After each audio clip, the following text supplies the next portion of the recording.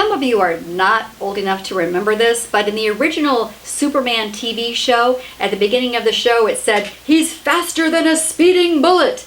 Well, I realized that part of me is also faster than a speeding bullet, and that is my mouth. The words that fly out of my mouth. And in my marriage, my faster than a speeding bullet mouth can actually cause a lot of damage, like a round of ammunition would do, right?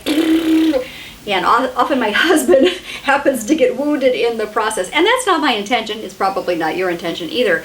But ladies, let's pause before spewing words with our husbands. You know, I think of James 1:19, which is a great verse to live by, not just in marriage, but in all conversations, in all communication, whether it's at work, with your children, with your husband. James 1:19 says this: "Be quick to listen, slow to speak, and slow to become angry."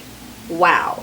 Wouldn't your husband and my husband be so appreciative if we lived by this, right? That we would like pause at the beginning of a conversation when he's trying to talk to us, and instead of, well, I'm probably the only one that does this, ladies, but I tend to finish my husband's sentences. It's like, come on, get with it. I know what you're going to say. Let me just finish your sentence for you so we can hop along to the next subject.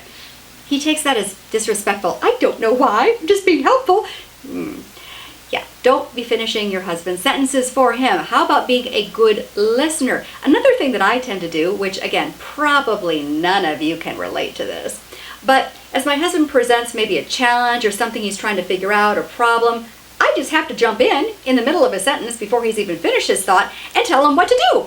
Because I have a great idea and I just have to like jump in there and interject my idea. He doesn't seem to appreciate that either. In fact, most husbands will take that as being very disrespectful. Like you're not listening, you're not giving them any respect and letting them communicate, process out loud, and maybe even be the one that comes up with the idea. So, again, James 1:19, be quick to listen and slow to speak. Maybe we need to like coach our souls at the beginning of every communication with our husbands. Quick to listen, slow to speak. Quick to listen, slow to speak. I'm trying to do that. Maybe you should too. I think both of our husbands would be very grateful.